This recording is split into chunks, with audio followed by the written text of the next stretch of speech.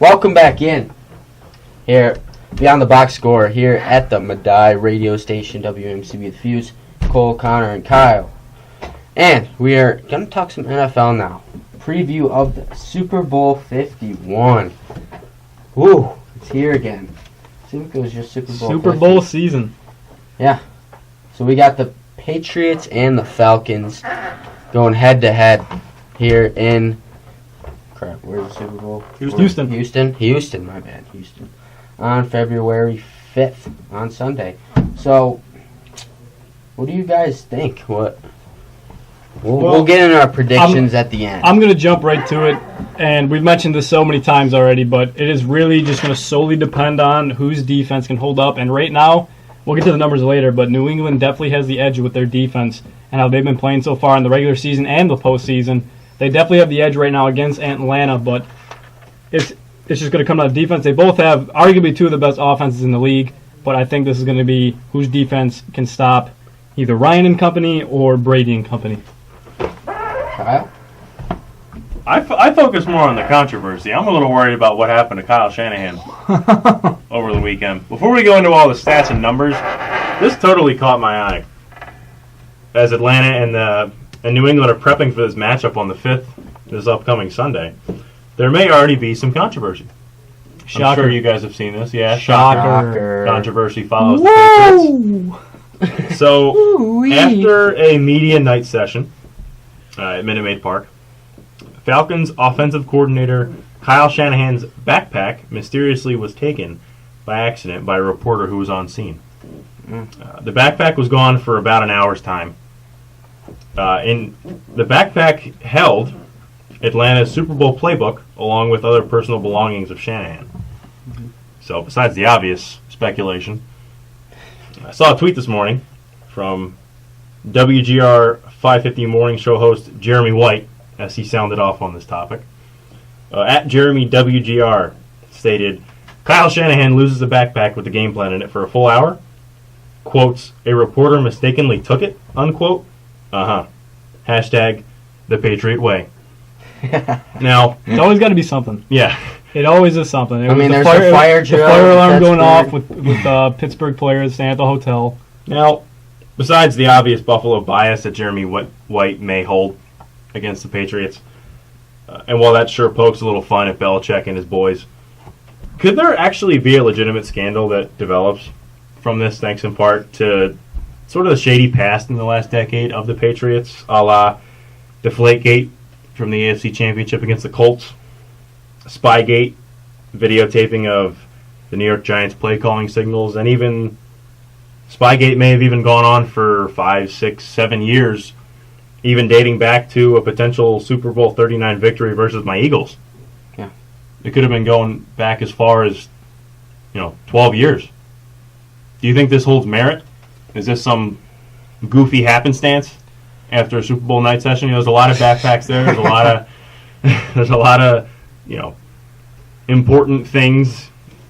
People mix stuff up easily, but yeah. Is it that easy to brush it off the way New England's been acting under the Belichick supremacy? Yeah, I don't know. First of all, you have to prove that so-called reporter is working for the Patriots or something, but anything can become a scandal these days, especially with Roger Goodell under the helm. Anything that comes up it's just crazy. You think about like Kyle said, the Spygate, the Flakegate. It's just, I feel like now there's just a target on the Patriots' back. Rightfully so, though. It is rightfully so, but at the same time, I feel like this is just going to get brushed under the rug. I don't think it's going to become anything. I'll say one thing. Do I think that this is actually legitimately the Patriots going out and trying to take a playbook? No. But would I be surprised if they actually tried to and make this happen? I wouldn't be surprised. No. So you think after everything they've already done, they'd go and do something this stupid? Why not? They gotten away with basically everything else. Because they've already, they're already the best team since 2000. They've Atlanta's won. Scary. They've been to 11 conference championships. They're going to their 7th Super Bowl. Why would they have to do this? Because Bill Belichick doesn't taste stop. of winning. Oh, You'll do anything. Exactly. Belichick does not stop. You will do anything. I don't think that man cares. I guarantee Tom Brady Atlanta's is a still, scary opponent. Tom Brady will still use a deflated football in the Super Bowl. You think he would? He probably will. Are you kidding me? No. Okay. Is that just a Bills fan coming on you, or? A little bit. But Knew it. no, it's exactly what Kyle said. Once you get going, I mean, what would you say? It's just you do anything to win. I would. It's the same stigma as guys going out and taking steroids. Once you get a taste of, holy cow, I can hit 30 home runs, 40 home runs, 45 bombs on my own. What the heck could I be doing with a little bit of juice? If I'm already winning 4 or 5 titles, what the heck could I do knowing what Atlanta's going to be throwing at me? Like, holy cow, I deflated a football. I did better with it, and I didn't get caught until a year after. I only got suspended 4 games, and I'm still going to the Super Bowl? I'd probably do it again. Knowing I'm going to get away with it and still end up in the Super Bowl. But he's not going to get away with it, though. Like you just said, he still got suspended.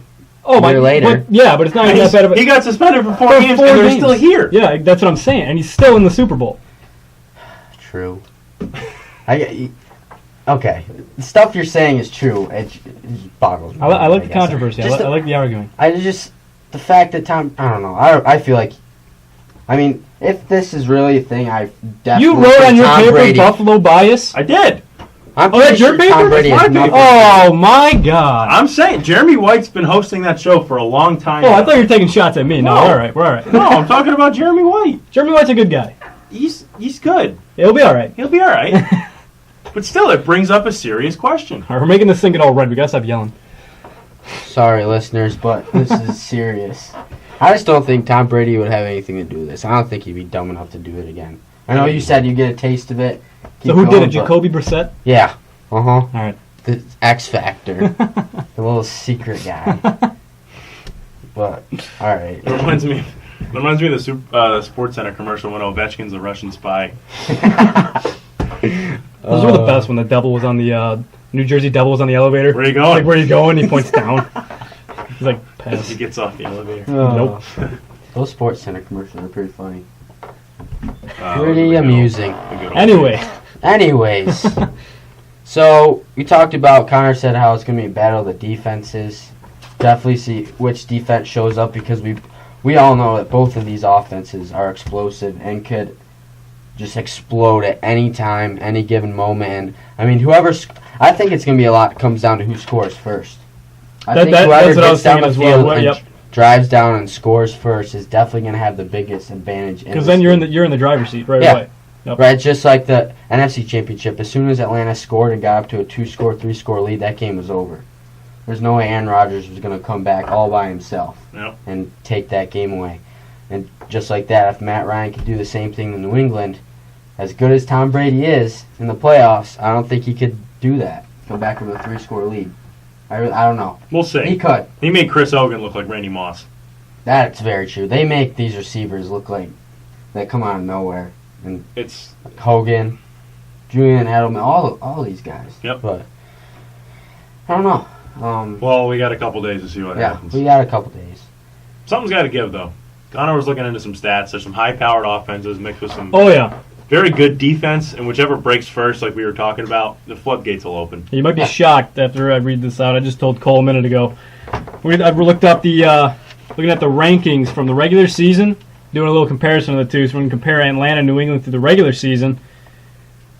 We're going to start with Atlanta first. They had the number 2 ranked offense this year with 414 yards per game, and they were first with 33.8 points per game.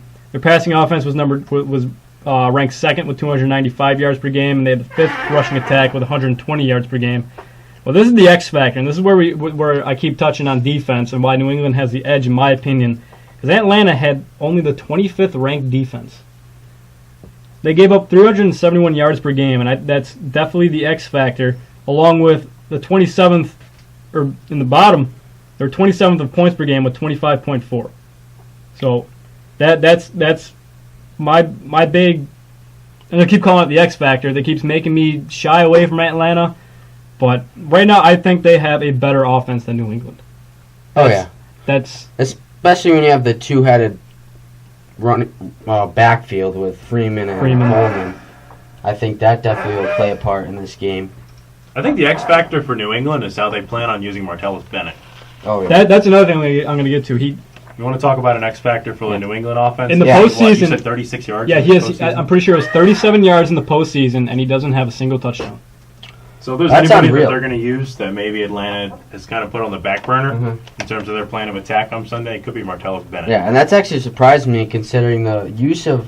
I feel like a lot of New England's success since 2001 is their tight ends. Tight ends, yep. That's been a huge part of their offense. I mean, it seems like they always have a huge tight ends presence, and then without Rob Gronkowski, I mean, Bennett's done his job. But He's serviceable. And I don't have it off the top of my He's head, but I'm pretty sure that Hogan is. If you put Amendola and Bennett's yards in the postseason combined, I'm pretty sure Hogan would still be doubling that total.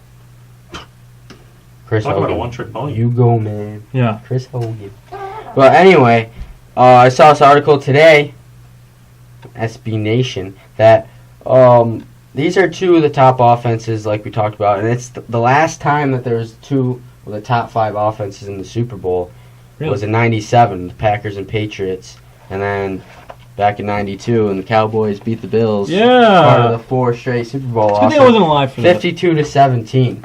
So I mean, the Cowboys kept up their offense there, and then they talk about how there's 13 different ways that there could be Super Bowl records broken this weekend. Ooh, interesting. Yeah, and I mean, one team that's gonna the 1994 49ers are on like 5 of these 13. I mean, they put up 49 points. They had Steve Young threw 6 touchdown passes. It's like what I do in Madden. Jerry Rice caught 3 of them. Let's see what else they had. They had 31 first downs. 49ers did a total of 50. Oh. Yeah, between them and the Dolphins. So that was in '84. My bad. That was in '84. That was a different year, but still, it seems the 49ers are in a lot of these. So a lot of records that could be broken between first downs, passing touchdowns. We'll see how many. I'd like to see how many passing touchdowns Matt Ryan has. I could see him throwing 4 plus. I think it'll be up to the New England defense, and I'll get to that now. Numbers I said that would shock you aren't going to be really the offensive numbers. New England has the number 4 ranked offense when it comes to yards. They're averaging about 386 yards per game, but they're 3rd with 28 points per game. They have the 4th ranked passing offense. Keep in mind Brady was gone for the first 4 games. They're averaging 269 yards per game when it comes to passing and rushing. This is where it starts to get interesting because New England has never really been known for the last decade of having a strong rushing attack, and they are 7th when it comes to rushing this year with 117 yards per game. Really? Ooh. Yeah. And defense, they are the 8th ranked defense from the regular season, giving up only 326 yards per game. And this is the stat that blew my mind. And when I was telling Cole and Kyle as well, they were completely shocked as well. New England, in the regular season, on average, only gives up 15.6 points per game. Sly guys. Yeah. Yeah, I was waiting for a reaction. There it is. Very sly. Very low-key defense. Definitely didn't realize that throughout the regular season. But, I mean, I guess that might be in part of their success without Brady. Could have been their defense. I mean, throughout those first 4 games, I mean, Jimmy Garoppolo definitely, he stepped up. He played a good couple of games. But then Defense shut out the Texans. They had to go with Jacoby Brissett there in that game, and the Bills took him down. But Now, the question I want to pose to you guys is, who has the better weapons, Atlanta or New England? Here are the notables. I just wrote down Julio Jones, Sanu, Taylor Gabriel, Freeman for Atlanta. And then for New England, you got Edelman, Amendola, Bennett, and Hogan. definitely Atlanta. Experience-wise, New England. Yeah. Yep. But explosiveness, That's what I gotta with really Atlanta. like about Atlanta is their explosiveness. New England can do it just as good, but when it comes to those, nothing like the crazy deep ball, just those end arounds, those short passes that that Gabriel and Julio Jones can break for big. They almost play the same game. Me and Kyle were talking about this earlier. They almost play the same game. They can do the same things. They're 2 very talented offenses, and I'm going to keep repeating it, but I still just think it's going to come down to defense. And like how Cole said, who's going to put points up on the board first? this is kind of an understatement to go immediately to the best receiver in the game. But you want to talk about explosive? Julio Jones against Green Bay turned a routine slant route into a 70-yard touchdown. Yeah. He also did a cartwheel. And he did a cartwheel. Like, the man can break big at any given moment. Devonta Freeman, Coleman, they can break off 30, 40-yard runs. Mhm. If they see a hole, good luck catching them. Mm-hmm. Yeah, and so I guess it's going to be, like you said, a battle of explosiveness versus... Experience. That's what it comes down to. Another question. That's a huge thing. With Tom Brady, no matter if they're explosive or not, you have Tom Brady at quarterback. Another question. Sorry. Who do you think was the better quarterback this year? Connor, these questions are killing me. I'll have to make it tough on you. I mean, it's hard to tell because, like we talked about, with the weapons that the Falcons have, it makes it that much easier on your quarterback. And I mean, Matt Ryan put up a career season. He's probably going to be the MVP. So, with the weapons intact, Matt Ryan definitely had a great season, but it's Tom Brady. It's hard to tell, especially when you have 4 games off. You're putting up 16 games versus 12 games. I give it to Ryan because he played the full slate. That's what I was going at. Like, That's it. Would you be shocked if I told you that Matt Ryan had more yards per game than Tom Brady? No. No, I wouldn't. Okay. I wouldn't. I was hoping you were going to say that Brady was better and then be completely shocked by that stat, but No. No, we watched the NFL. I mean, I'm pretty upset. yeah, Connor, Well, I understand We that, but watch- when you we think off watch- the top of your head, like, oh, Tom Brady, but I think of Tom Brady like that in the postseason, but overall for the whole season in general, Matt Ryan, I think, definitely had a better year. So. thanks, Cole. You're welcome. Thanks for the question, even though I didn't like it. But anyway, Dan Quinn, I wanted to bring him up. I know we mentioned him before, but like we talked about, it could also be a battle of the coaches. Yeah. Dan Quinn going up against Bill Belichick. What are you laughing Just at? Dan Quinn. I don't know. It's just a fun name to name. say. Well, This is where we're at anyway, right now. did you Dan- know that Dan Dan Quinn? Quinn was the defensive coordinator for Seattle when they went to the Super Bowl 2 years in a row? Do you want me to say no or do you want me to say Did yes? you know that? I actually did not know that. Okay, I didn't really know that either. Honestly, I really didn't. I didn't know that until We're having a lot of fun recently. today. And so Dan Quinn was the defensive coordinator when Seattle won 2 straight NFC titles. So he's been in the Super Bowl. This is not his first rodeo. So this will really be his. Actually, it'll be his 4th. This will be his 4th trip to the Super Bowl, and he's no 3rd. My bad. 3-time NFC champion. You know who's also been 2 in was the in Super Bowl? Seattle, now Atlanta. Who? Sean McDermott. Sean McDermott has been to the Super Bowl. All right. He's going to be the Bills coach now. Right? You said you're excited about that, right? Very. That's a lovely segue to a former Bills coach. Yeah. Oh, I completely forgot about Can that. we That bring was up perfect. Rex Ryan real quick Yay. before we get back to the Super Bowl? Thank you, Kyle. You're welcome. Rex Ryan, he's actually going to be on Sunday NFL Countdown now. That'll be a mess. Yay! He's planning on being an ESPN analyst for football. I next actually year. think he'll be a very good analyst. He's Yeah. very opinionated, and I wouldn't call it flamboyant. He Yeah. expresses himself a lot. Loud. Yeah, Yes, I very feel like loud. he'd be pretty Kinda like entertaining you. on TV. Thanks. But they asked him about being a defensive coordinator, and he said no.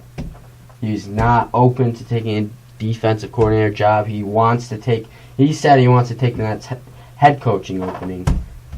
But explicit language, he was sick of getting blanked.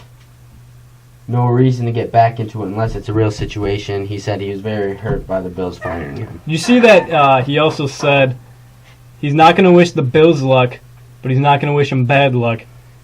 And guess who he said he did wish good luck to? Tyrod Taylor. No, the Jets. He said, I wish the Jets the best of luck.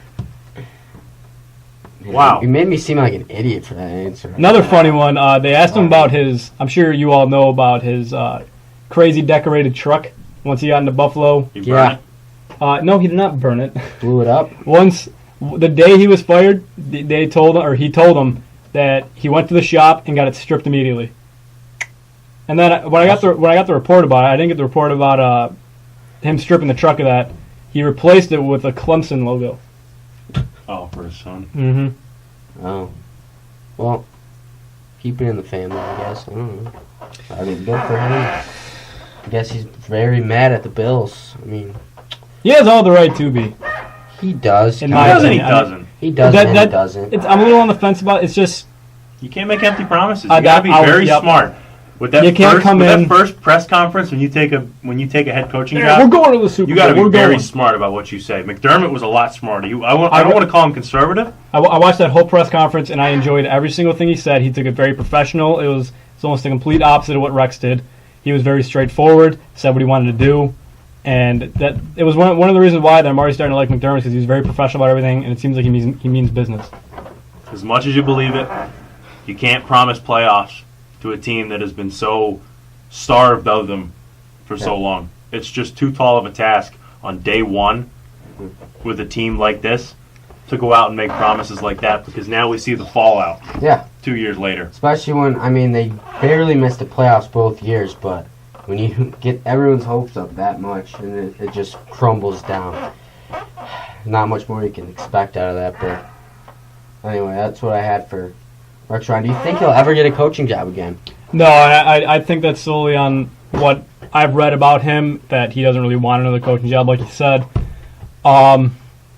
But, I mean, who knows? Maybe somebody that really believes in Rex Ryan and wants his system and thinks he can bring in the right guys and he thinks that team is in a position to win, maybe he will. But I do think him having, maybe not ESPN, but maybe some other type of football associated organization where he can express himself freely and not make empty promises and get everybody's hopes up for Well, nothing. be careful. Don't turn it into Kurt Schilling.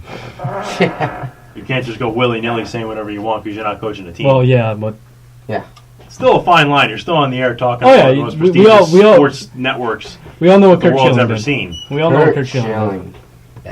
Bad. Don't even open that can. Yeah, we are not. Nope, I refuse. Not going there. We're not going there. Come on, Connor. What are you? Oh, doing? yeah, throw it on me. Come on, Throw it on me. Connor. Just- All right, let's get back to Super Bowl real quick. Make some predictions before we move on to something else I want to talk All about. right, you guys go first. I got to think because I always jump the gun too fast and I'm always wrong. I gotta think. Yeah, this is ridiculous. Connor, what are you doing? What are you doing? What are you playing everything on me? I'm Come on just- now. Come on, I'm just What are you kidding. doing? I'm kidding. I love you. Kyle, I got Atlanta winning. do ya? I You do. got a score or no? Close think- game? It's gonna be close.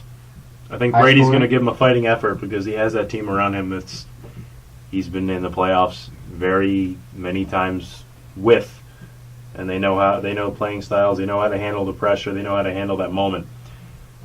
But I think Ryan will be able to harness that for one final game. He and Julio Jones are going to be the 1-2 punch that we've seen for the last 18, 19 weeks of football, mixed in with a solid running game. I think Freeman's going to hold his own, maybe go 70 yards, 80 yards on the ground, maybe find himself in a score. Oh, boy. Score? I don't know, brother. 27-24, something like that, maybe somewhere near 30. What are you stalking? You got an idea now? Oh, I got it. I think Atlanta's going to take the close bid and really, really spoil the party for New England. Wow. I like what Bold Atlanta's. statement, I like what Kyle. Atlanta's got. Connor, what do I you got? I saw your face. What is it? 34, 31, Atlanta over New England. Oh my god! It took you that long. I'm always wrong with the these. face. I mean, The face that you, maybe okay. sometimes I get the team right, but then the score is completely wrong. Like I said, the Pittsburgh New England game was either going to be a shootout and it'll still be close, or it's going to be low scoring, and it was neither of those two. And I had a pretty good shot with two out of 4 chances happening. I had like a 50% chance of getting right, but I didn't. So I'm pretty bad at these, but It's okay. Priesters picks this year were actually not too bad. It's just I'm Yeah. bad at guessing the score and what's going to happen. Yeah, that's all right. I mean, I'm going New England. Oh, We can't all say Atlanta. That'll just be boring. Stu. But I'm going with New England. They're gonna win. Belichick, Brady are gonna get their 5th ring. It's gonna happen. I just see it. I don't know. I think it's gonna be high scoring though. Think so? Up in there in the 30s. see, you're going to say that, and the score is going to be like 14-10. I don't think welcome it to really my will. world. I really don't think No. so. 34, 31. I was thinking, 34, I'm thinking 31. like a 35-31 type Oh, deal. No field goals for New England, all touchdowns. But How about an over/under on 3 good Super Bowl commercials we'll be talking about on Monday? I really hope there's another repeat of Puppy Monkey Baby. Puppy Monkey That Baby. was my favorite That from was- last year. I literally cried every single time I saw that one. I miss the good Doritos? No. Damn. The Esurance baby. Oh, I miss that baby. He used to be golfing. He's a funny kid. Shankopotamus. Oh, I used to say Shankopotamus all the time in 8th grade. There were a bunch of funny In ones 8th grade. back in the Doritos day. always comes out with a good one. Oh, yep. The best one was when the baby was like on the swing or something like that, and he like reached out and like grabbed Yeah. Doritos from the garage. He was like a ninja baby. All right, so over under 3 commercials we'll be talking about. Last year there was only the puppy monkey baby. I really remember. Yeah, that They've been one, pretty bad the last couple of years. There was a funny one with it was like a family of goats. I remember it. Oh, they were all singing or something. Yeah, and that one I cried at that. I remember I was watching with you. And we had Daddy-O's. And I was eating my pizza. And I just started crying because it was just a bunch of like llamas or goats just all singing in unison. That might have been the good taste of the pizza that made you cry. I mean, we can all predict there's going to be a stupid, like, Apple one. I'm going to go exactly at 3. I'm going to give them the benefit of the doubt. Last year was maybe 1 or 2. I got 3 good commercials. If that Apple commercial where it's the old dude jumping into a pool plays more than 4 times, I'm turning the Super Bowl off. I'm so sick of that commercial. There's no point. There's nothing to it. That's a bold statement, Connor. But They're how gonna else turn do you off know the that you can football hear game. speakers from a 50-foot diving pool? That's the point. The speakers are loud, and you can Yeah. have opera playing while you're diving. If you in the want that pool. loud of a speaker, just go out and buy your own Bluetooth speaker or something. I don't need speakers on my phone to be But that you, loud. as a sports fan, would turn off the Super Bowl just because of a commercial, Connor. No, that was just I'm me being over disappointed. You're dramatic. in the doghouse right now, boy. Doghouse. Speaking of which, we ordered some food for the game on Sunday. Sure. Roundhouse. Good. Yeah. Good. All right. Except for the Super Bowl, I want to talk about media night for a second. Okay. Like, okay, first of all, it started out as a thing where they wanted to get, quote unquote, was to get to know the players better. But now I feel like these last couple of years, they're just digging in so deep and questions that have nothing to do with football. Absolutely nothing to do with football. Like, what's the point of it? I saw somebody ask Bill Belichick if he would ever want to play in Alaska. Oh, and then Alaska later. Somebody, I think somebody, there wasn't a name for it. I saw another tweet. Somebody asked a Falcons player, "Is Sunday a must-win game?" That's what they came up with? Yep. Where are these reporters coming from? He was verified. I don't know the name of it. I didn't. Oh, well, he probably shouldn't be Sunday a verified. must-win game? No, I'd hope no. so. It's might- not a must-win game. I think I'd Ma- call the press conference. It but, made me want I don't to know throw if I up just finished. looking at it. Okay, so the big thing I had on was how they're just hounding Tom Brady and the whole Donald Trump thing. That's They not went, relevant. they went They went political. They asked because there's been these speculation about how Tom Brady's supporting Donald Trump and Who everyone's freaking out cares? about it. What It's does that have football. anything to do Sports, with the Super sports in Bowl? America are supposed to bring us together. It's not supposed to separate us by political party. You know Yeah. the way it goes today, though. Someone might not watch the Super Bowl because they know Brady's a Trump supporter. That's ridiculous. You may actually see a protest. That's just. I mean, 2017 America. The world we live in is Center. We're gonna have a unreal. march. We're gonna have a march on the White House because Brady's. There's going to be a march at the Super Bowl. Right in the middle of the field at the halftime show. They're going to take Probably. over Lady Gaga and they're all going to be marching for the I right. actually would be okay with that. Yeah. I don't know if I want to watch Lady Gaga. Halftime shows. Come on, don't be too hard on Lady Gaga. Are you kidding me? But anyway, I mean, She means well. I know she She does. means- we all mean well. Have some fun. This beat it's is sick. Let's not complete Go- that sentence, go- Connor. Let's stop right there. All the lyrics. I was waiting for you. And, I was waiting for you to keep going. So anyway, like Sports Center, like I feel like that's the one channel we can get away from this stuff, and then we have to see people, No. dumb people, asking Tom Brady about. I think someone said, "What do you feel about our country right now?" and Donald Trump. That was their question, and he just goes. I think he said something like, "How is our country doing?" And he's like, "I haven't been paying attention much," and they Kind just of kept trying to win asking a Super him. Bowl. You know? Yeah, like these guys are out here in what 5 days trying to win a Super Bowl, and you're asking them questions about Donald Trump. What is the point of this media night now? I mean, it's night now. It used to be media day. We all remember a couple years ago, Marshawn Lynch. I'm just here so I don't get fined. Yep, you know why I'm here. You know, I'm like, I wish more people were like that. That was pretty funny. See the video of him riding around in Europe on a bike handing out Skittles? Yeah, because he was in Houston, Scotland, or Mhm. something, and he was asking because the Super Bowl's in Houston this year. Mhm. That was pretty funny. That man could probably run his own TV show. Oh, He 110%. He could definitely have his own TV show. Not at I a think time. that would be pretty entertaining. But anything else you guys have to say about this media?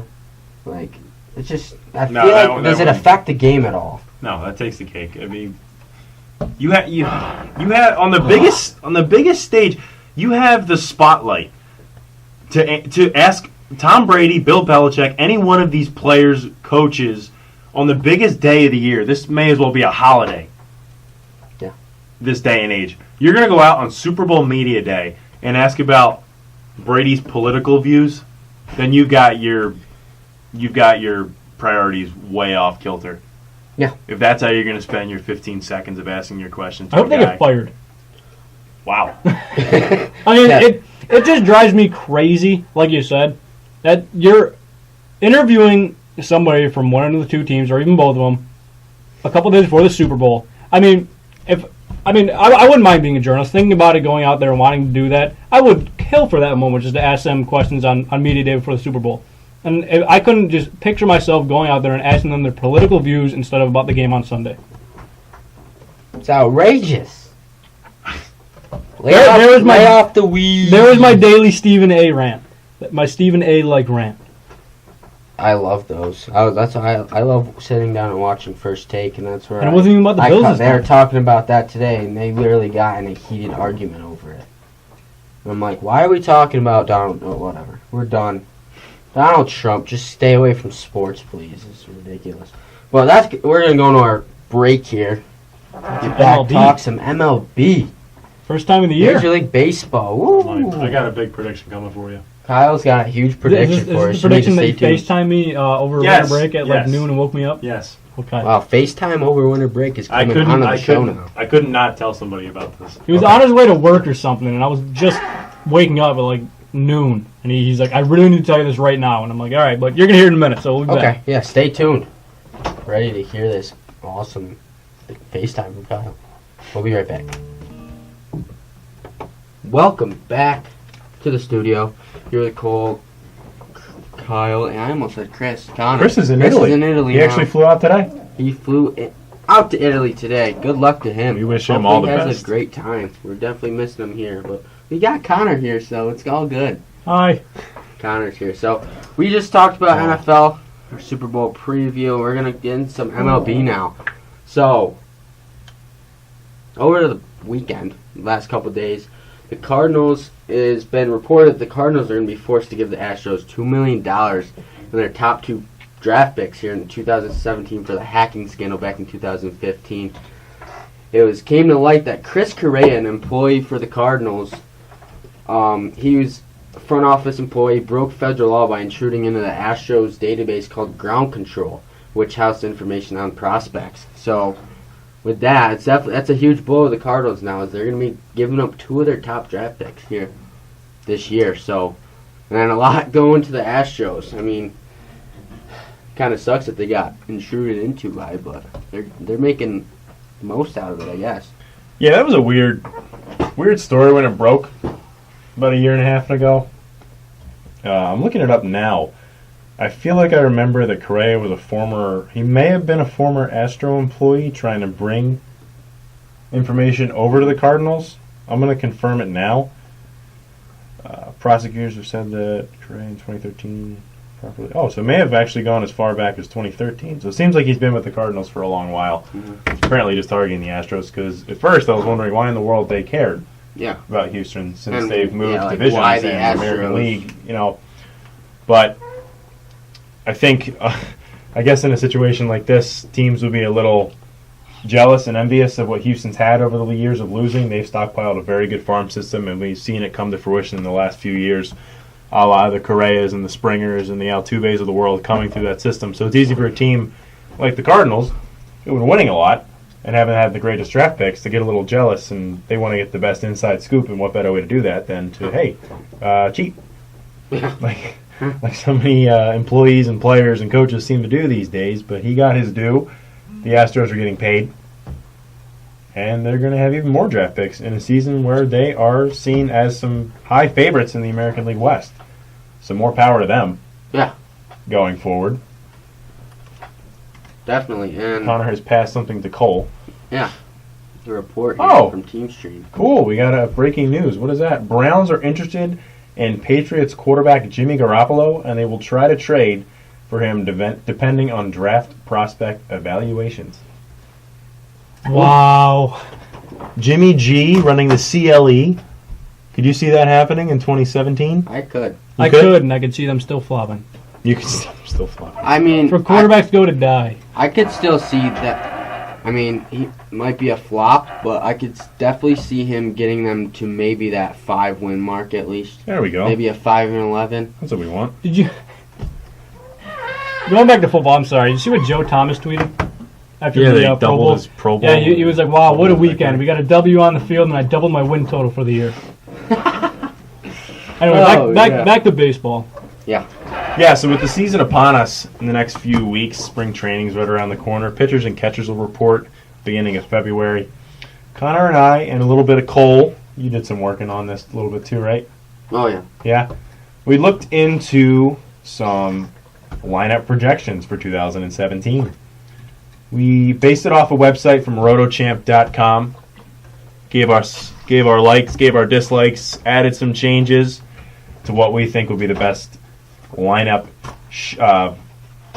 little swaps and changes for a couple teams here. Some standout stats that they projected, something that caught our eye. I focused on 6 teams. Connor has a couple more as well. I'll start with the NL. Sure. Let's go with the NL first. All right, let's start with the defending champs. So the thing that caught my eye about that team, while it does seem primed to get back to the postseason and defend its title, the thing that I didn't like in terms of projections was the duly unjust way they treated Jason Hayward. They projected him at a .259 average, hitting 7th for the Cubbies, with a grand total of 9 home runs, 50 RBI, and a 700 OPS. That's like Eric Bruntlett 2009 numbers. Are we really ready? Are we really about to leave this guy for dead as a less than average major league producer after one lackluster season? We've seen it happen many times before. These guys get big contracts after producing for teams where they were playing for less than nothing, like he did in Atlanta and like he did after the trade to St. Louis. And yeah, they flop. It's a lot of money. It's a lot of pressure. And Hayward fell victim to that in 2016. He was still a great vocal leader in that clubhouse, and it's unfair in my eyes to say that the trend that he was going on in 2016 will continue down the road. I think he's going to have a great bounce back year, not quite comeback material, but he's not going to be the Jason Hayward of 2016. That first year of that albatross of a contract is over, and I think year 2 is going to bring a lot of fruit for this man. I mean, he was a productive guy. He was hitting 280, 20-plus home runs in Atlanta. Yeah. The Jay Hay kid, he was the next big thing in 2010, and he's not far removed from that. He's still in his late 20s. He's got a lot to offer. He's just getting into his prime. This is just a blip on the radar 2016. I see him bouncing back in a big way in 2017, and the Cubs, if you can believe it, could get a little scarier. Definitely agree. I think that they are probably the most, towards the top, most stacked lineup in the NL. I mean, granted they lost Dexter Fowler, but they're just from top to bottom. They have great players, whether it's defensively, offensively. They got Zobrist and Schwarber at the top, Bryant and Rizzo in the middle, Hayward and Baez anchoring it, and then when he's starting Arrieta, there's always a threat when he's at the plate. So it's a deep lineup. Yeah, a very deep lineup for the defending world champion. So I do not be surprised if they make a good push for another one. So they have my vote right now for most stacked lineup in the NL. Yeah, those are just harsh numbers for Hayward. I mean, especially now that he's going to be pulling a lot of weight out there in the outfield after Fowler jumped ship over to St. Louis. Yep. So I think, man, only giving him 50 RBI especially. I think that's definitely a harsh one. It's a deep lineup. I didn't like what they did to Addison Russell too. They only this is a terrible thing to talk about projections about. They only had him striking out like 130 times, and that was the one thing that caught my eye. Russell's a free swinger, and the 240 average I saw for him, and Baez is like 121. I remember just talking about there in the playoffs how many times when he was hot and then he fell off, and how many times he was swinging at the worst pitches. Oh, wow. Oh, my God. He's there were times a couple pitches over his head. Over his head, whether it was 5 feet in front of him in the other batter's box. It was unreal. What's your next National League team you'd like to conquer? You have any others in question? I did the Nationals. Do you have anything else you want to get to before that? I want to talk about Colorado. Colorado is another team that I think is pretty stacked from bottom to top. I mean, granted, he proved himself a little bit in the beginning of the season, but then he got injured, and hopefully he's not going to turn to another Tulo. But Colorado's Trevor Story, I mean, when you have him batting in the 6th hole, I mean, that shows that your team's still pretty good when it comes to depth in that lineup. I mean, they're pretty good from top to bottom. They're projecting Charlie Blackmon hitting the 1 hole. Then they got DJ LeMahieu, who's outstanding. Nolan Arenado, who was incredible last year. I mean, but look out for this team. I mean, when it comes to offense, to see if pitching can hold up with them. But Colorado is one of those teams that I think people are going to undermine a little bit. But I think that with that lineup, they'll definitely be able to compete for that division. Everybody outside of the San Diego Padres in the National League West has a chance to surprise people this year. You obviously have the 2 Titans and the Dodgers and the Giants who are going to fight for that crown. Arizona is not going to be as bad. Now forget about the Giants. It's an odd year. Oh, yeah. Well, the trend's over anyway after last year. Yeah. That thing is dead to me, and I could not be happier. But the Diamondbacks are not going to be as bad. They're going to have a full year out of A.J. Pollock, barring any setbacks. Knocking on wood. Goldschmidt. Knock it. Goldschmidt's going to be Goldschmidt. He's one of my top 3 favorite players in baseball. Yeah, you always right go now. off about him. I love Paul Goldschmidt. Name me a first baseman that can hit 20 bombs, 25 homers a year. He stole 32 bases. He stole 32 first bases. Baseman. Woo! And he's hitting 300, 160, 170 Go, hits. Paul. Gold Glove. He looks the part too. He's a pretty guy. He's got the whole package out there in Arizona. You just call Paul Goldschmidt cute? I did. Wow. Attaboy. Nah, but Greinke's going to learn how to pitch in the desert. Oh, yeah. He's going to have to go to some hard breaking balls a little bit more. The loopy curveball does not bode as well in that. Yes? I was going back to the Rockies and Kyle's story. We talked a lot about him last year when he Trevor went Story? off. So, I meant Kyle's Story? I like I was Kyle's thinking story. about you. I was looking at you. Trevor Story. And I'm not the only cute one anymore. we talked about him a lot last year, beginning of the year when he went off there. And I'm really interested to see how he turns out here in the second season. Yeah, year 2, if he stays healthy, we're really going to get a better picture of what he could be in terms of a major league producer at shortstop. The last thing we want for this kid right now is to turn into the next Tulowitzki with injuries and everything. And it is yet to be seen how he fares on the road as much. I call Arizona a second home for Colorado because I believe he had 27 home runs. He had 27, yeah. And I want to say close to half were in Colorado, and the other 5 or 6 may have been in Arizona. Very hitter-friendly ballparks. Mm-hmm. So if he can expand his offensive production to deeper than Arizona and Colorado, then yeah. Having him healthy, he's going to be something dangerous. Yeah, having him healthy and then having him with LeMahieu, Arenado, Blackmon, those are 4 really dangerous hitters right there. And Desmond's just learning how to play first because he can. Yeah. If Colorado can pitch at a D2 level, they're going to be okay. They might fight for a third place spot. Right. There in that division, and I call that a win. And hey, they could slip into second, maybe a wild card if San Francisco or LA falters. LA's relying on a lot of older guys again. They're going to have the Kershaws of the world. But they gave Rich Hill a monstrous deal, something he's never seen here at age 37. Yeah. Got to see how he fares. Year 2 of Kenta Maeda.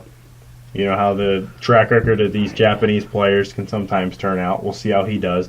Agon's only getting older. Kendrick's in Philadelphia. Howie Kendrick. Carl Crawford. I don't even know. Do we even mention Carl Crawford anymore? No. I don't even know why I said that. Jock Peterson, you know he could be a free swinger. Puig your friend. Puig your friend. Puig your friend is a far cry from the 2013 splash out of the Cuban Islands, but hey, he can return to form in a hot second. Hey, Justin Turner, he's got to prove himself too. Oh, yeah. Got that big contract. He's been on the upswing I since like 2014. Justin. You like his hair and his beard? I like his hair or do you and him? his explosive style of play. There you go. I knew it. You think he's cute, too? He's my man crush. You think he's there it cute? is. I think he's cute.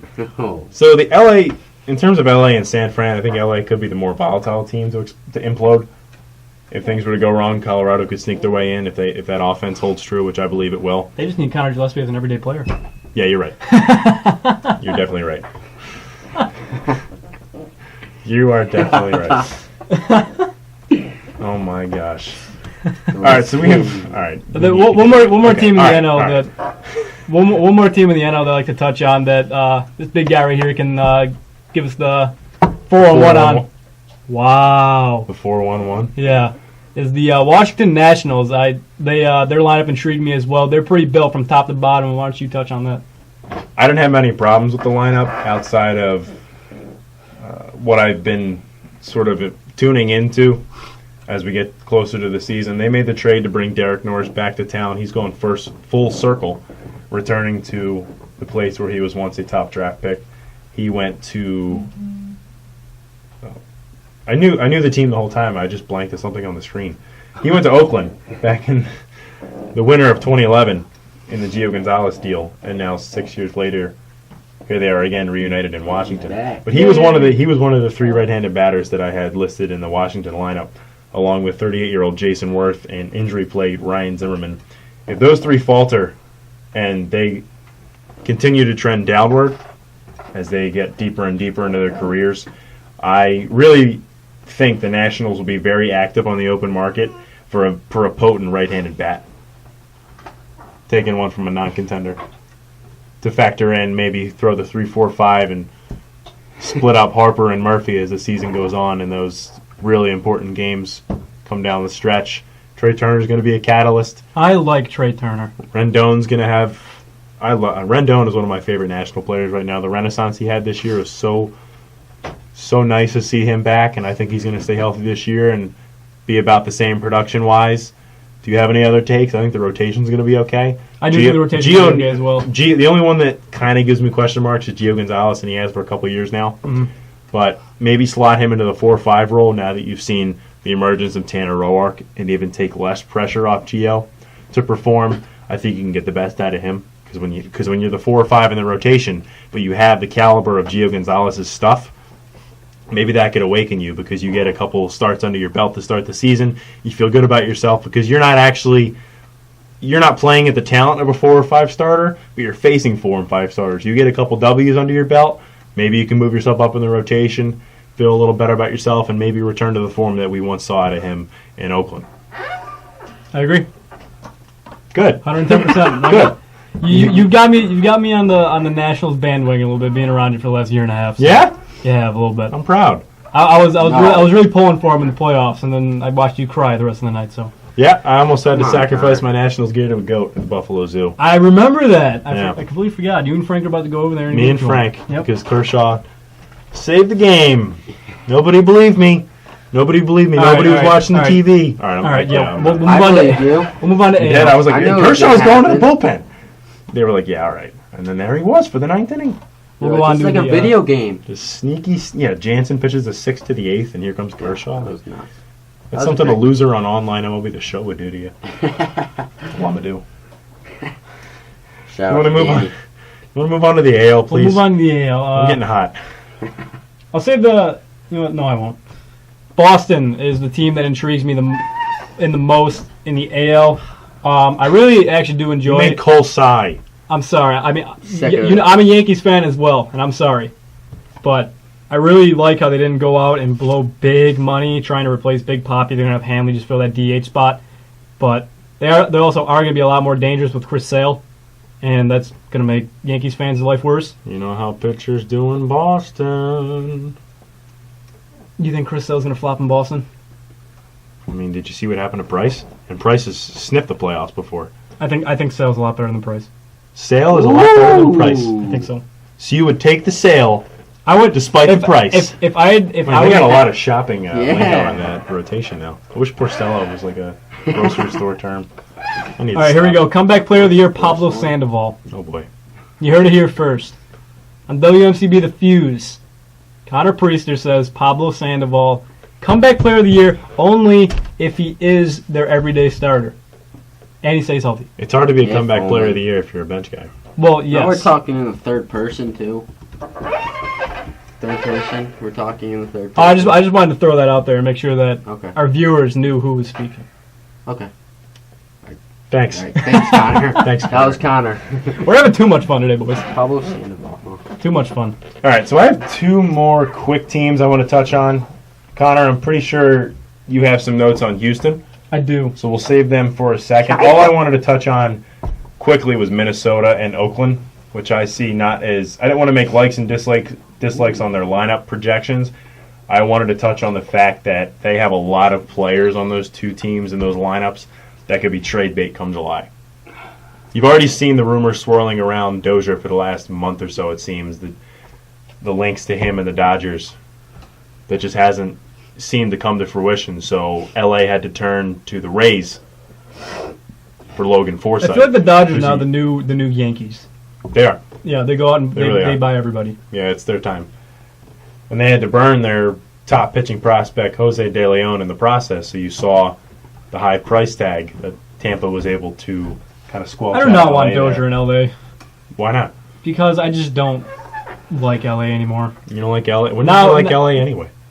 I never really did, but now that I see what it's like, I mean, being a Yankee fan, I didn't really have a problem with them bringing in everybody and dishing out loads of money, but Oh, now so I you just see don't what like when the it's- other shoe dropped. now I see what it's like That's what from a happened. different perspective. So you really like when the Yankees shelled out Oh, a half heck $1 yeah. billion Oh, on heck AJ yeah. Burnett, CC Sabathia, and Teixeira to bring home that one title. Oh, yeah, yeah. And now they're all retiring or Oh, yeah. stepping in their own All poop. right, take it easy. Take it easy. CC's So, falling off mounds. Is that what you're paying he's for? fine. He'll be all right. Hey, now they're going younger now, though. Yeah. They're not buying They people. needed to do that. They are definitely digging into their farm system. I can't tell you I how like that. excited I am for the do future like of this that. team. I am too. I can't wait for Clint I'm Frazier looking to for come up. another three-peat.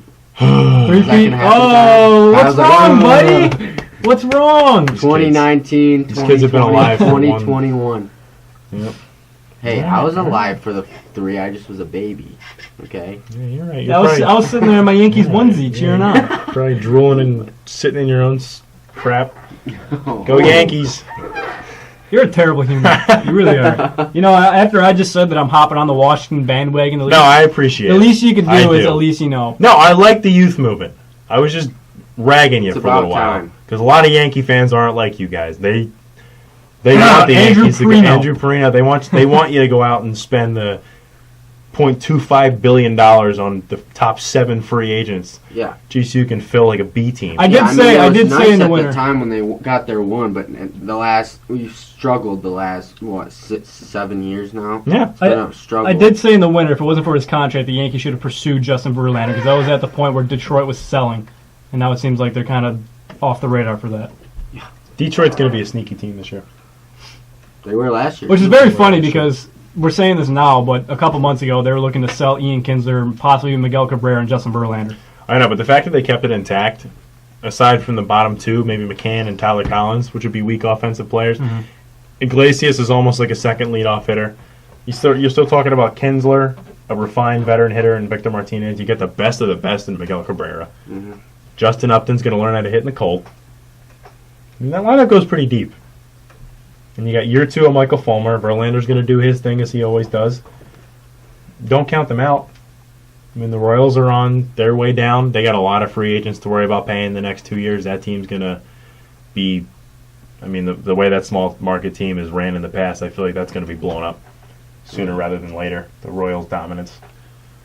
I mean, it's going to be Cleveland's division to lose For sure. at this point. And that's another one I had on the list was Cleveland. I think Cleveland has a very good lineup from top to bottom as well. I mean, you got Santana, Kipnis, Lindor, who after coming off a phenomenal season last year, he can only go up from here. I mean, We or can see he a could rematch go in the down, World Series. but I don't see Lindor going down. And No. I don't know. No? I really don't know. I think the Cubs have a better chance of flopping we talked than the about Indians. this. We talked about this last year. I really wanted the Indians to pull through because I think Chicago would be more. Oh, here we go, talking about Chicago dynasties again, like we did on Puck Chat the other night. But I do think that the Cubs have more of a better shot of being, as I put in air quotes, a dynasty, of being good for a long period of time. But Cleveland, I don't know, maybe not so much. But they do have a very good lineup. Bringing in Encarnacion, I really, really like that as well. even him and Santana could even split time at DH to keep them rested. I thought that was a great move, a good contract as well. And we talked about this as well. I mean, they got J-Ram hitting in the 5 spot right now. What do you think about that? If he falters, you have Brantley. That's my stance this year. Because you relied on him to replace Brantley last year. And now you've got Brantley. So, best case scenario, they both produce. Worst case scenario, Ramirez flops. But you've got your all-star to replace him this year. And you have that backup and that security blanket and a guy that's hit 300 in this league before and has had 200 hits. Kyle, question. Yep. Wasn't James Shields your guy? You said was gonna. Here we go. A while ago, you said Here he we was go. gonna come back and I did. have a good year. Well, I they did. have him projected at 5-15. Yep. A With a 4.87 ERA? 4.87 ERA. I think That's not. Yeah. I think not. I figured not. And I think I'm going to get to that now. All right, real quick before I get to Houston. Before you get to Houston, we're going Yep. to show my pick. I think James Shields is a strong candidate for American League Comeback Player of the Year, strictly because I remember a time in his career where he followed sort of the same path as he is right now.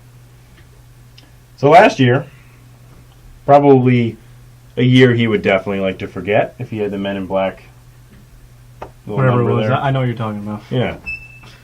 A He flashy pitched 10. to the tune of a 6-19 one-loss record, a 5.85 ERA, and 135 strikeouts in 181 innings. I don't want to get into the whip. It was probably near 2, but this reminds me of a time in James Shields' career back in 2010 when the Rays were very prevalent in the American League East with that young nucleus of talent. James Shields was relied upon to be the stalwart, that ace, back in 2010, and he faltered. He went 13-15, had an ERA north of 5 at 5.18, still threw 203 innings. So he was an innings eater despite the struggles. He gave up 246 hits, led the league in home runs allowed, and struck out 187. Would you like to know what he did the year after that forgettable year in Tampa in 2011? What did he do? In 2011, James Shields went 16-12, pitched to the tune of a 2.82 ERA, nearly cut his earned runs allowed in half. Led the league in complete games with 11, led the league in shutouts with 4, threw 250 innings, allowed 50 less hits than the year before in 46 more innings, and struck out 225 batters. Now, I get it. That was 6 years ago. And that's what a lot of people are going to say to me. He's 6 years older. And there was pressure in Tampa. And he still performed under the pressure in Tampa. They were still in that mini dynasty of making the playoffs and having some nice runs with less than marketable teams. I think in 2017, you may not see that James Shields, but you're going to see a James Shields with an ERA hovering around maybe low 3s, 3.5. He's going to pitch all of his games because he's a workhorse. He doesn't get hurt that often. He's going to... What do you think? I think 12, 14 wins on a pretty lackluster Chicago team is going to be not that much to ask for. I've toyed with this over the last few months, but I still stick to it because of the way that his track record has gone. I think what he did after that season in Tampa was phenomenal, considering they were in the playoff hunt. And now that I think that he has a chip on his shoulder, there's even less to pitch for in Chicago. He's on that 1-year deal where they were kind of forced to take him back, the way the stipulations were in the contract.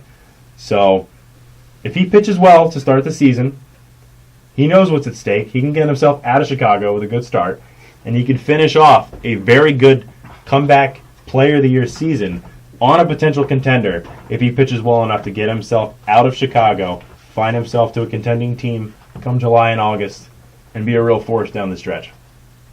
Have I sold you? Is it too far of a stretch? No, I'm with you. You think so? I think it's good enough. Yeah.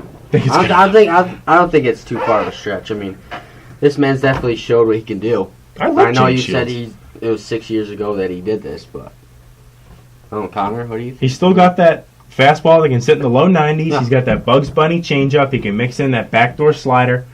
If he does what he has to do, and I know he knows what he has to do, Because Chicago, for the entirety of 2017 on the South, is not his number one plan. You know, that's a place where he can pitch and build his trade value up and find himself somewhere else, thanks to the way that he put 2016 behind him. Because that's a nightmarish year. Yeah.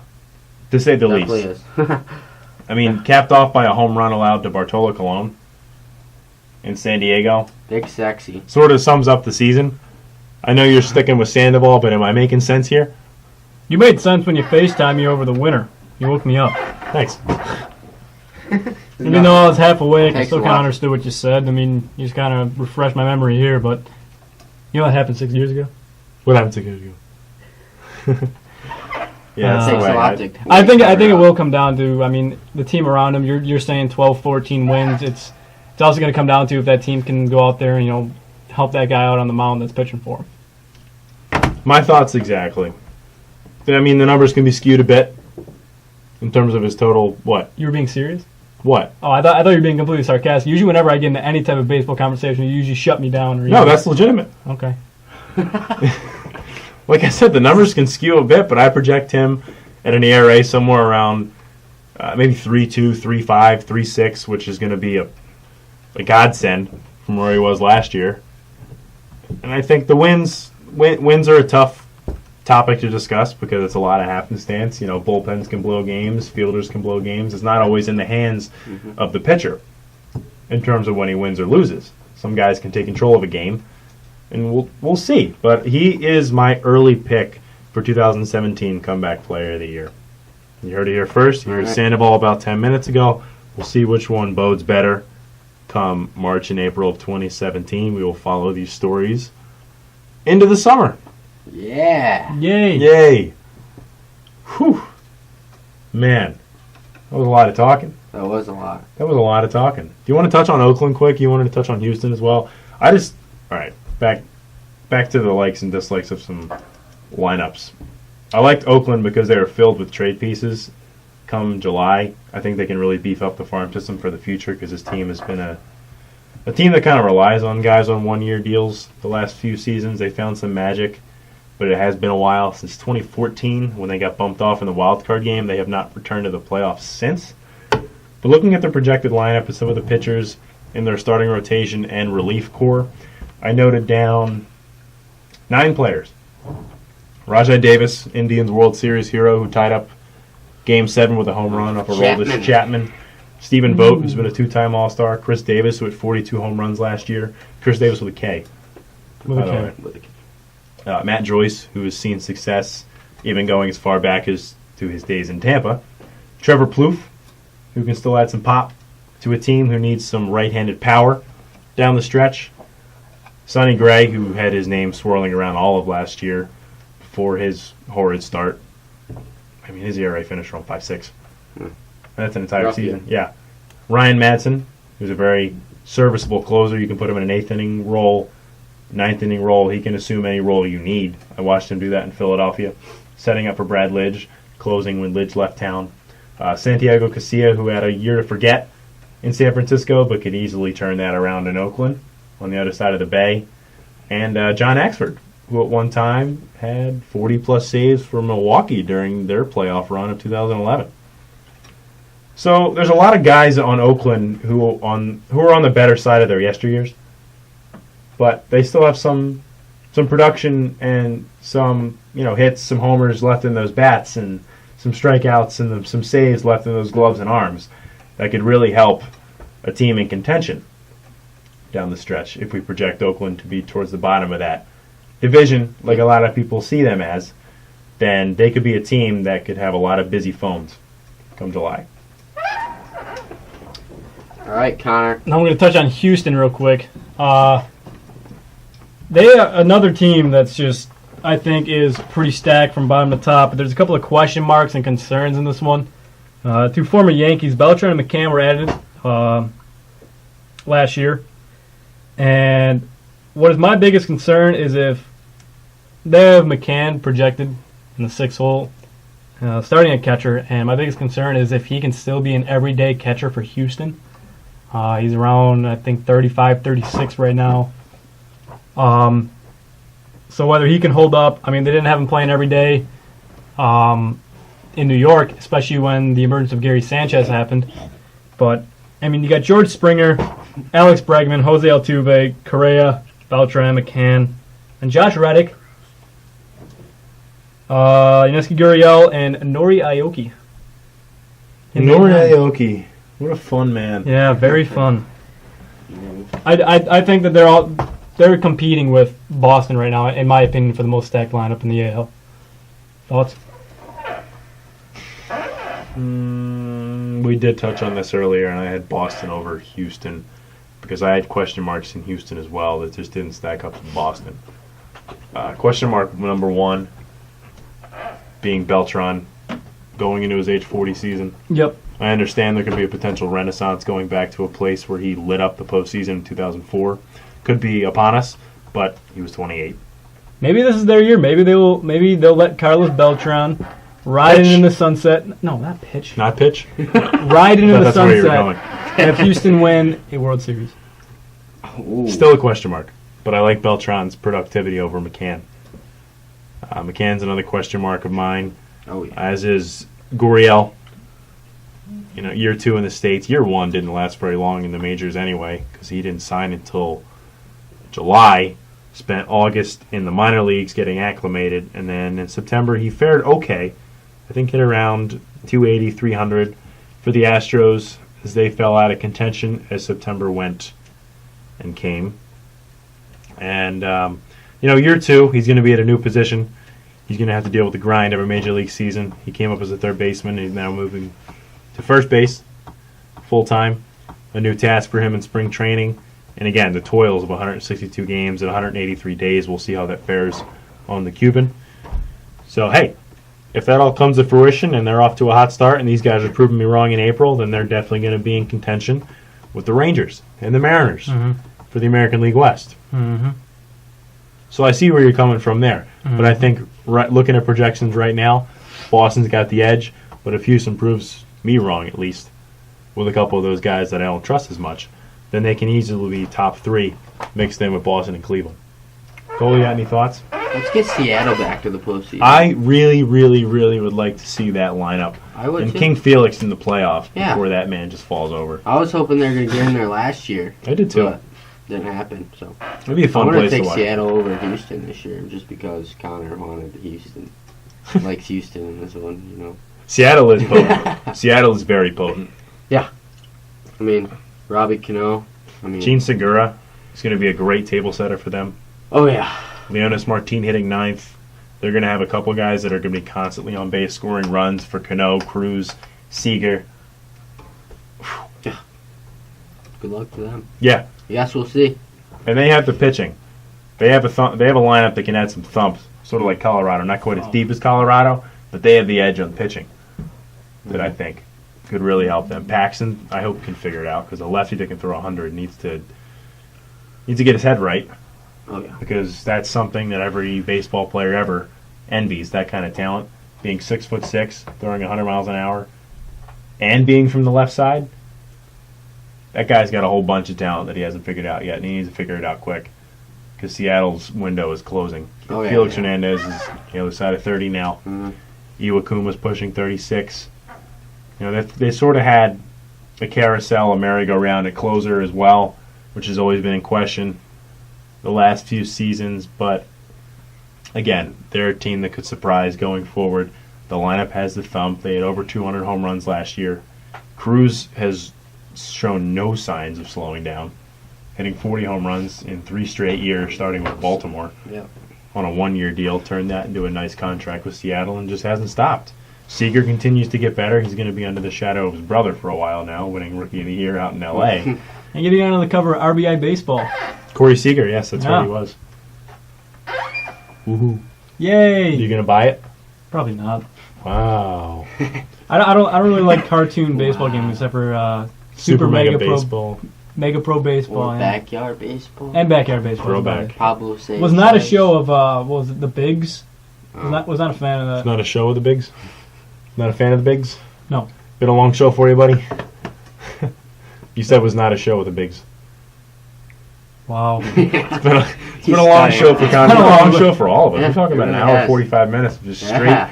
sports. Woo! I didn't think there was going to be as much to talk about today, and here we are. Yeah, we really almost. only had like 2-3 And I had seconds. Going another into hour segment two. coming up. We're gonna have to keep that for next week. You had another segment? I did. What the heck was the segment? It's a Are you just going to hide it? It's a Is secret. it still going to be relevant in a week? Because I don't want to cut should, you off. It should still be relevant. Okay. Just has to do with athletes in the media, Okay. things they say. Well, then we will lead off next Tuesday Yeah, with we- athletes in the media after our Madai talk. Hopefully, And talking Super about Bowl. and Super Bowl. A couple wins for Mavs basketball. Hopefully in the works Wednesday and Saturday.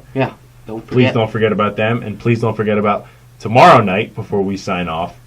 Especially make your way to the Sullivan Center and support both of our Mavericks as they head towards the playoffs, and also be there to support some autism awareness. Yeah, and if you're not there, tune in to Boxcast Yes. and listen to us on the call. Chris is in Italy, so You might still be Kyle listening. and I again. So Yeah, pick up yourself a bracelet, throw a couple bucks to the 50-50, help out a good cause, and we'll be sure to treat you with some very good basketball as well. should be very good. Connor, you going to be in Final attendance thoughts? learning about sports? I'll be in attendance. Definitely to support autism awareness. And then Thursday, we agree on Thursday for Puck Chat. probably around 5 o'clock again. Maybe a little bit earlier, maybe 4 o'clock. Yeah, probably got practice. And we got practice at 8, so probably be on Puck Chat around 4. And check out all the shows on Crowd Chant Sports. Follow And us follow on Twitter. as well. We have at Crowd Chant Sport and at Fuse with a Z, WMCB. For all the latest news, when we'll be on the air, a couple polls every now and then, like if NASCAR drivers are athletes. We really make the brain work. We only got like 4 votes on that one. I think One was me. I said I no. think one was me. One was probably Cole, and the other one was probably some stranger. Let's help get the word out about Beyond the Box Score, people. Yes. Shoot us a We follow. only got 50 followers. We need more. We're aiming for more. Okay, final thoughts on the day. Which one sentence from the day? Keep politics out of football. Okay, Connor. Did I take your sentence? Yeah, you did actually. Yeah. Make Houston great again?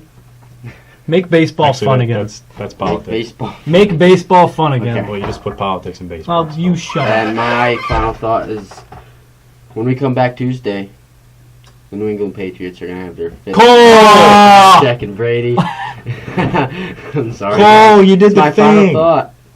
My final thought. Hey, man, you're It's entitled gonna to be a thought. good game. I would like the Falcons to win, but I think New England's. I don't know. They're Hey, we're going to come have away with boys' night Sunday night. We're going to watch the heck out of that it. shit. Yeah, we are. Yes. Let's go, boys. All right. So Let's get some that's it. daddios. Daddios. Daddios for the Super Bowl. Oh yeah.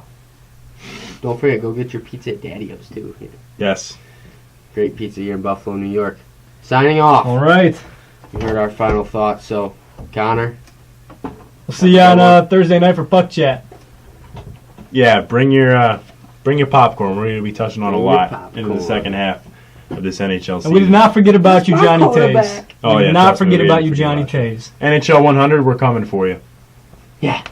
Ooh wee. That's just a All sneak. right. All right. That's it. Here from WMSV, The Fuse, and Box Beyond the Box Score and Crowd Chant Sports. We will Hit it with a see yeah, you boys. later. Yeah, Have a good one.